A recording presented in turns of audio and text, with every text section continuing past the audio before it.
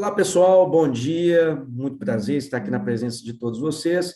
Eu sou o professor Rafael Silva e na nossa conferência de hoje nós vamos tratar aqui de um tema muito importante, que é a educação financeira e as reflexões sobre os princípios do direito tributário. Bom, para que vocês possam me conhecer um pouquinho, vocês têm aí ao lado da minha imagem aí o meu mini currículo, né? Eu sou coordenador do curso de Direito da Faculdade IESLA, com muita honra, e não poderia deixar aqui de agradecer a presença de todos vocês, na pessoa aqui da nossa reitora, a professora doutora Sara Bernardes, e também do nosso pró-reitor, o professor doutor Bruno Stefani, e da nossa coordenadora de trabalhos aqui, a professora doutora Adriana do Carmo Figueiredo. É com muita honra, então, que eu apresento nessa minha conferência o presente tema para vocês. Bom, esse tema, turma, ele se refere, na verdade, a uma constante e necessária busca por uma maior conscientização fiscal por parte da sociedade brasileira. Afinal de contas, né, são os tributos que possibilitam que eu gostaria de usar esse termo aqui, vocês vão me permitir, que todo o tecido social ele se mantém integrado. Nós precisamos, de certa maneira, dos tributos para bancar o Estado Democrático de Direito. Porque por meio dos tributos é que são mantidas as estruturas que vão permitir essa conexão entre direitos fundamentais, né, e a consecução dos mesmos perante o Estado Democrático de Direito e o estabelecimento desses valores junto à nossa Constituição. Vamos lá. Sem tributos e contribuintes, que somos nós, não há como construir um Estado, muito menos um Estado de direito, que é aquele Estado garantidor dos direitos, mas também dos deveres dos cidadãos. Falamos muito em garantia de direitos, mas pouco falamos em garantia dos deveres dos cidadãos. Então, esta conferência, ela se justifica pelo fato de que, de certa maneira, o Brasil, historicamente, ele tem uma índole voltada para a resistência ao pagamento de tributos. Não só o Brasil, como boa parte do mundo, mas eu quero focar aqui no nosso país, por óbvio. Então, historicamente, eu vou dar informações aqui para vocês que o Brasil, ele busca uma certa resistência ao pagamento de tributos, considerando alguns exemplos aqui. Por exemplo, exemplos ocorridos no século XVIII, nós tivemos aí a Inconfidência Mineira. E na primeira metade do século XIX, nós tivemos a Revolução Farroupilha, tema, inclusive, de séries, novelas. E aí nós verificamos que nesses dois momentos históricos, né, a sociedade ali insatisfeita com a tributação imposta no primeiro momento pela coroa portuguesa, por causa do quinto, não sei se vocês lembram isso nas aulas de história, o quinto, né, 20% de todo o ouro encontrado no nosso país deveria ser pago a Portugal. E da derrama. O que era a derrama? Vocês lembram disso? Cada região exploradora de ouro deveria pagar 1.500 quilos de ouro anualmente a Portugal. Então, o famoso quinto da derrama, né? Aquela expressão, vai para os quintos, né? É o quinto da derrama. Essa foi um grande fenômeno que passamos aí na Inconfidência Mineira. E no segundo caso, com a Revolução Farroupilha, nós tivemos aí uma resistência fiscal, desculpa, em virtude das altas taxas que eram cobradas sobre os produtos agropecuários do Rio Grande do Sul, até um momento que a sociedade, à época, optou por rebelar em virtude dessa alta tributação. Aí, meus amigos, caros colegas, aqueles que nos ouvem e nos assistem, o objetivo principal desta conferência é mostrar a importância do aferimento de informações por parte do cidadão contribuinte em relação ao significado e à sistematização dos tributos que rodeiam esse tema. Por quê? Porque, ao ter consciência da importância de todo o macrosistema tributário em que nós estamos inseridos, e tendo a percepção da nossa integração neste sistema tributário, nós, cidadãos contribuintes, nós teríamos condições de adotar ações de forma a valorizar a situação e a da própria comunidade dentro desse sistema. Eu acredito que, dessa forma, as possibilidades de ocorrência de fraudes ou burlas à atividade fiscal do Estado seriam minimizadas. Então, nós vamos trabalhar aqui a conjugação de ideias de justiça fiscal com a de um Estado organizado garantidor dos direitos fundamentais, para que aí nós possamos, por intermédio da educação fiscal, proceder de modo justo e tentar suprimir ações que sejam ilegais, ou que, mesmo legais, sejam imorais e prejudiciais a uma sociedade democrática. Este aqui, então, é o nosso objetivo com essa conferência. Bom, nós temos um tema de suma importância, que é o dever fundamental de pagar tributo. Professor, mas que é isso? Dever de pagar tributo? Nós temos o dever de pagar tributos. Da mesma forma que o Estado tem o dever de nos dar saúde, nós temos o dever de pagar tributos. Afinal de contas, como o Estado vai conseguir dar a saúde para nós? Ele precisa ter um recurso financeiro. E esse recurso financeiro, em sua grande maioria, vem das receitas derivadas, ora, tributos. Então, é importante eu salientar com vocês que a justiça, o princípio do justo, ele deve designar os objetivos a serem alcançados dentro de um Estado democrático de direito. E, em se tratando de tributação, os ideais de justiça devem nortear e fundamentar o sistema tributário e financeiro. De que forma? De forma que todo cidadão tenha a convicção livre, espontânea, racional de estar participando de um exercício de democracia, no ato do pagamento do tributo, conforme as disposições constitucionais. Poxa, professor, mas o que você está falando aqui é muito pesado. Eu vou ter a consciência e vou querer pagar o tributo? Sim, desde que nós tenhamos aqui uma retributividade. Aí vai o ponto. Não é verdade? Muita gente até não liga de pagar o tributo, desde que esses valores sejam devidamente investidos nos desígnios constitucionais.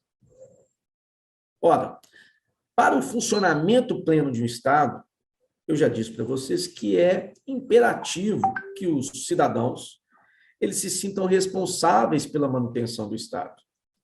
E essa responsabilidade advém de um conhecimento das justificativas pelas quais são enquadrados nós, contribuintes. Vocês podem perceber que até a etimologia da palavra nos traz essa noção de contribuir. Ou seja, contribuir, participar com algo. Isso, gente, para se sentir na verdadeira figura de um contribuinte, o cidadão ele tem que ter a consciência da necessidade de estar contribuindo. E, para isso, ele precisa conhecer os motivos. E aí, nesse sentido, essa consciência fiscal ela deve ser levada aos cidadãos contribuintes, não podendo, em hipótese alguma, faltar essa consciência fiscal, algo que nós verificamos muito aqui no nosso país. Olha, nós temos, só para que quem quiser aprofundar um pouquinho nesse tema, né, nós temos um grande catedrático de direito tributário, que é o professor Hugo de Brito Machado, e ele trata em suas obras o termo consciência fiscal. Olha, pode parecer inovador, consciência, eu ter consciência fiscal, consciência do regime tributário e a sua importância. Esse aspecto inovador apresentado pelo professor Hugo de Brito Machado é o uso da consciência do contribuinte como meio de limitar o próprio poder de tributar, abrangendo aí uma concepção subjetiva que jamais pode ser afastada. Porque a partir do momento que eu tenho a consciência fiscal, eu também tenho a consciência dos princípios que vão limitar a atuação do Estado no ato da tributação. Daí, a consciência fiscal gera uma participação maior do cidadão contribuinte no seu meio social, o qual vai atuar mais ativamente na busca de melhorias para a qualidade de vida da coletividade. Isso vai se mostrar muito eficaz no pleno alcance, inclusive, dos próprios direitos humanos. Vejam bem, majoritariamente, os estados modernos são ditos fiscais, ou seja, eles utilizam dos tributos como fontes de custeio para toda a sua organização e funcionamento. E eles vão acabar avocando para si um poder de imposição em virtude dos seus cidadãos. E esses cidadãos serão legitimados para cobrar tributos. É verdade? É verdade. Por quê, gente? Porque a atividade estatal impositiva do dever de pagar tributos decorre da soberania. Aqui, eu acredito que não restam dúvidas em relação a isso. O que nós temos que esclarecer é a imperativa necessidade de legitimidade democrática como sustentáculo, como alicerce desses estados modernos.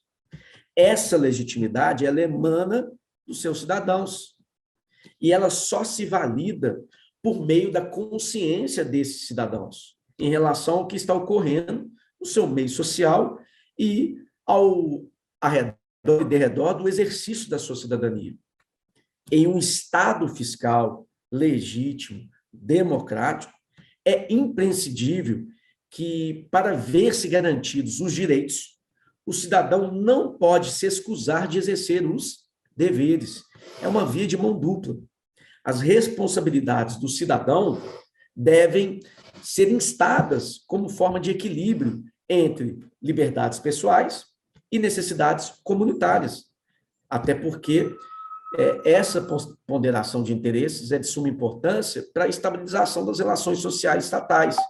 Por isso que nós temos aqui a supremacia do interesse público, do interesse coletivo, em face ao interesse individual do cidadão. Daí, eu busco, humildemente aqui, neste momento que me foi oportunizado, demonstrar para todos vocês que a assunção de responsabilidades de forma consciente por parte do cidadão contribuinte, nós, pagamento do tributo devido, estimula, não quer dizer que vai acabar, mas estimula o fim da rejeição social à própria figura do tributo. O tributo, ele não é puro poder do Estado, e nem mero, ou somente mero sacrifício do cidadão. Penso eu, humildemente, que o tributo deve ser encarado como um dever fundamental, fazendo parte de um círculo virtuoso de consciência a estimular a própria cidadania, ou melhor dizendo, a estimular o próprio exercício da cidadania. Então, nós, ao estudarmos os tributos, nós o legitimamos como sendo ações do Estado com o objetivo a garantir os direitos fundamentais e sociais do cidadão contribuinte. Este aqui é o objetivo. As ideias de cidadania e tributação, elas têm que andar juntas. O ato de um cidadão contribuir para as despesas do Estado representa uma exterioridade da cidadania, a sua vertente exterior.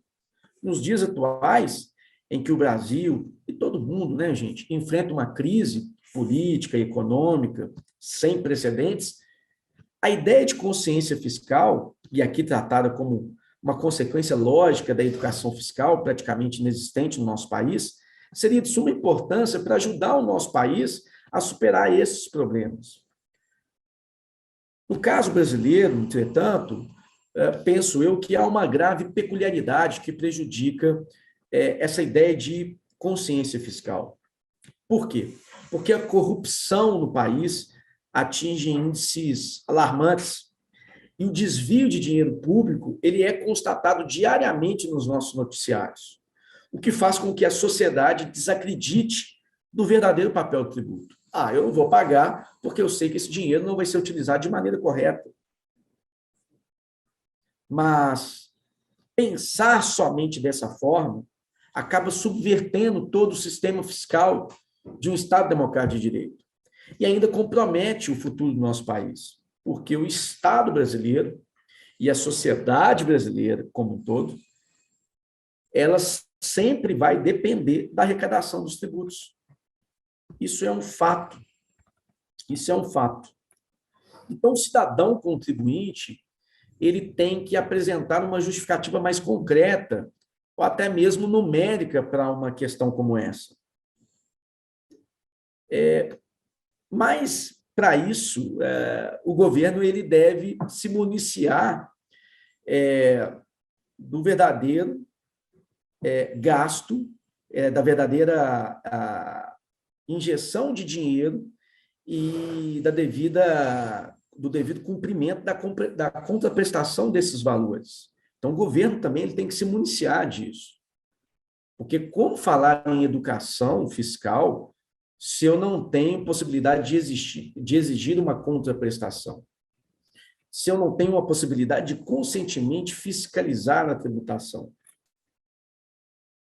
Como falar de consciência fiscal num suposto Estado organizado como garantidor dos direitos fundamentais? Algo complexo, não é verdade, gente? A educação fiscal é um importante instrumento de conscientização da sociedade sobre os seus direitos e deveres fiscais. Então, fomentar a consciência fiscal como mecanismo de estímulo à solidariedade tributária trata-se de requisito fundamental para a existência de um Estado democrático de direito. Ou melhor dizendo, de um Estado social democrático de direito. Vejam bem, entretanto, a despeito de práticas de outrora, momento em que, historicamente, a tributação era apenas mais um mecanismo de apropriação com fisco estatal, nós verificamos que nos dias atuais, nos modernos Estados democráticos de direito, a necessidade dos tributos como instrumentos de atuação estatal nas mais diversas áreas, sobretudo social e econômica, é algo real, é algo concreto, até porque vivemos no Estado fiscal, no Estado cobrador. A questão é, nós somos cobrados, mas quem cobra o Estado? Nós temos a consciência para cobrar o Estado? Como balizar tributação, manutenção de direitos fundamentais e consciência fiscal? Algo complexo, não é verdade? O Estado fiscal contemporâneo, ele encontra-se estruturado na arrecadação de tributos de seus cidadãos contribuintes, e esses cidadãos, nós, queremos que os nossos direitos fundamentais e sociais sejam garantidos pelo Estado. Sendo aí fundamental a nós, cidadãos, contribuintes, o entendimento que as estruturas de deveres fundamentais devem fazer parte desse complexo de garantias. Modernamente, no direito, nós falamos em direitos e deveres fundamentais como uma expressão da soberania do Estado, isso tudo alicerçado na própria dignidade da pessoa humana. Para fornecer, por exemplo, educação de qualidade, o Estado fiscal ele precisa estar estruturado. E para ele se estruturar, ele precisa arrecadar tributo. É um círculo vicioso, é um complexo. Os cidadãos devem concordar com o que estão pagando a título de tributo, porque só assim o tributo vai ser legítimo. Caso contrário, teremos uma ilegitimidade no ato da cobrança. E para que nós possamos concordar, nós, cidadãos contribuintes, precisamos ter informações e consciência sobre o que nós estamos pagando e como isso está ocorrendo e qual é a contraprestatividade do Estado para a sociedade. Ou seja, eu pago o tributo e como isso retorna para a sociedade. E aí é nessa perspectiva que o dever de pagar tributos é considerado o principal dever de cidadania. Porque, caso esse dever seja sonegado por parte dos componentes de uma determinada sociedade, vão estar aí inviabilizadas as possibilidades de realização dos próprios direitos, especialmente aqueles de cunho prestacional. As lutas, tanto internas quanto externas, dos países contra figuras como a evasão, a elusão fiscal ou planejamento tributário abusivo, se fazem de maneira muito complexa. Contudo, a criatividade humana, quando se trata de obter formas, estratagemas para pagar menos tributos, elas parecem infinitas. E aí, nesse cenário, é que entra a educação fiscal. Ela surge como um importante mecanismo de combate a essas práticas. Tá, professor, mas o que você está querendo aqui dizer para a gente com a educação fiscal? Bom, eu quero dizer para vocês que educação fiscal, no meu entender, é a busca pedagógica de conscientização da sociedade sobre os seus direitos e deveres fiscais. E isso começa onde? Na educação de base. Não é somente na faculdade, não. Não é somente na faculdade de direito, mas em qualquer escola, principalmente na escola pública. Principalmente na escola pública. Olha só, eu quero dar para vocês aqui um determinado panorama para que vocês possam me entender melhor. Assentadas essas considerações que acabei de fazer, e diante da percepção negativa que a sociedade elege à figura da tributação, é que eu busco compreender a necessidade de uma estratégia educativa, pedagógica, educacional, portanto, mediante a qual a cidadania, em seu conjunto, interiorize verdadeiramente as normas fiscais como normas morais. Não adianta eu ter lei para determinar apenas o cumprimento. Eu tenho que mudar a consciência desse cumprimento. E essa consciência está nas regras morais internas do ser. E aí, nesse âmbito de realidade, é importante ressaltar que a consciência fiscal não é algo natural. Pelo contrário, nós não nascemos gostando de pagar tributos. É produto social. Então, eu necessito de uma aprendizagem, eu necessito de uma educação para convalidar todos esses valores. E aí, nessa linha de direção de pensamento, a educação fiscal constitui um instrumento que vanguarda a nossa democracia. E ela deve ser compreendida como um importante instrumento de cidadania fiscal, que vai permitir evidenciar que a tributação tem como finalidade proporcionar a cada cidadão a possibilidade de uma vida digna. Numa sociedade próspera, em outras palavras, a educação fiscal é um poderoso instrumento que nos auxilia a olhar o Estado com novos sentidos, com novos olhares, com a compreensão de que a tributação é o preço que pagamos por uma sociedade civilizada. Inclusive, nós temos aí, né, um juiz da Suprema Corte americana, né, Olivier Holmes, né, Holmes já dizia, né, pagar tributos é o preço de ter uma sociedade civilizada. Caso contrário, nós vamos retroceder aos estados antigos. Caros amigos, caras amigas, a presente conferência ela versa sobre a necessidade de percepção do contribuinte em relação à razão central da finalidade do Estado fiscal. Diante de tantas possibilidades de evasão, elusão fiscal, volto a dizer, planejamentos tributários abusivos, eu reitero uma vez mais a necessidade da mudança no comportamento do cidadão, que deve encarar o tributo não como um prejuízo, mas sim como um investimento que vai retornar em forma de qualidade de vida. Ok, mas a partir do momento em que eu tenho consciência fiscal, eu passo a também ter consciência de exigir os meus direitos. Nós sabemos exigir os nossos direitos? Eu vou pagar o tributo, sim, devido. Mas a partir do momento em que eu implemento uma efetiva consciência fiscal no Estado, eu também passo a educar o povo no pleno exercício da sua cidadania. E quando o povo tem o pleno exercício da cidadania, eu vou proporcionar a ele uma formação da conscientização sobre a necessidade da sua participação nos controles fiscais e sociais do próprio Estado. Mas isso, logicamente, passa por um trabalho da iniciativa pública privada em mão dupla. Não é algo fácil, é algo que envolve inúmeras responsabilidades, horas de cunho subjetivo, mas muito mais de cunho coletivo, para que a gente possa construir aí um verdadeiro Estado democrático de direito. Por fim, eu encerro aqui esta apresentação, destacando para vocês que a educação fiscal é nada mais, nada menos que um importante instrumento que visa facilitar a relação do fisco com o contribuinte, de modo que, nos dias atuais, existe uma profunda necessidade de implementarmos políticas fiscais voltadas para uma maior consciência fiscal.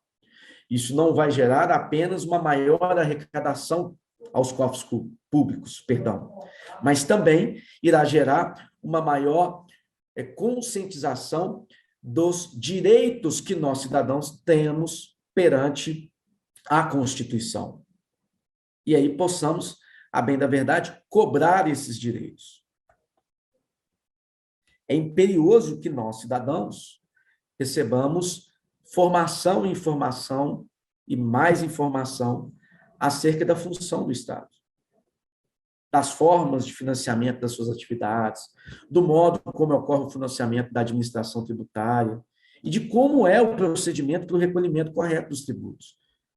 Porque informar, gente, instruir, é uma atitude importante se a nossa pretensão aqui é conseguir uma aceitação social do tributo e um melhor investimento desses valores perante a sociedade.